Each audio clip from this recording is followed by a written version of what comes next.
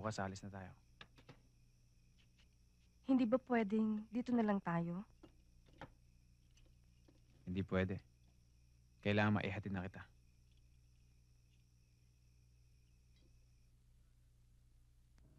Colonel, bakit wala pang balita tungkol sa taong itusan mo na ligtas si Aba?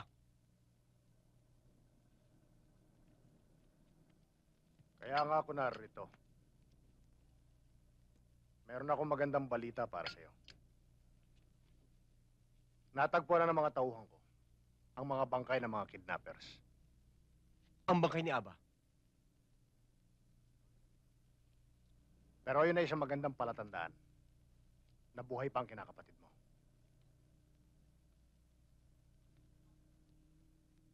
Eh bakit hanggang ngayon wala pa sila? Nasaan? Baka patay na yon. Hindi lang makita ng mga tao mo kung nasaan ang bangkay nila. Malalaman natin.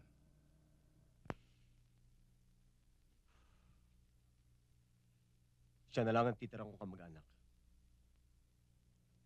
Ayoko may mangyari sa kanya. Huwag kang mag-alala, Mayor.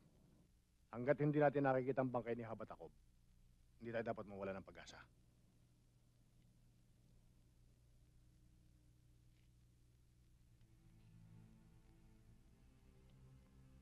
Gusto ko siyang makitang buhay. Gagawin ko lahat ang magagawa ko, Mayor.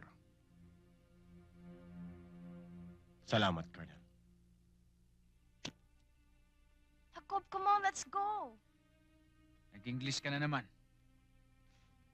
Eh, sino bang hinihintay natin dito? Pwede ba? Hintayin na natin si Tata Kanor. Darating na yon. Sabi niya darating siya. Well, when? Kailan? Kanina pa tayo naghihintay.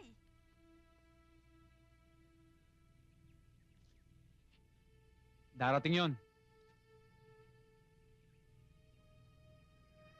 Oh, ito na pala eh.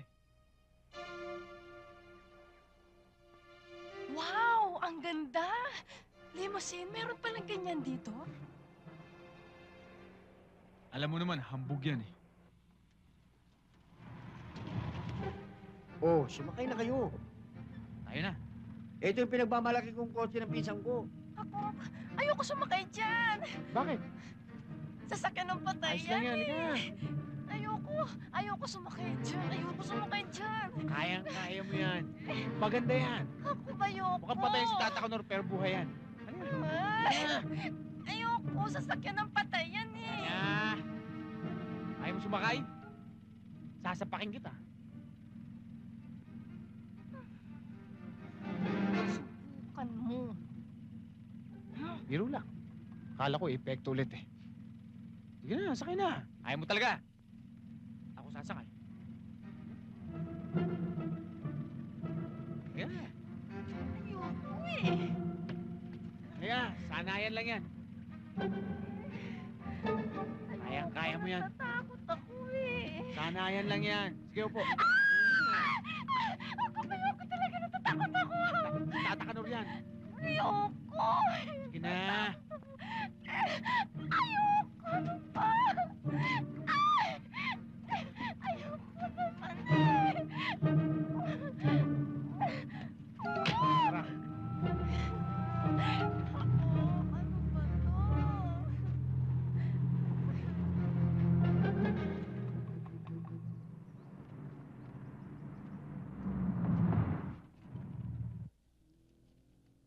Nandiyan ba si Kernel? Nandito, halika kayo. Tara. Sige.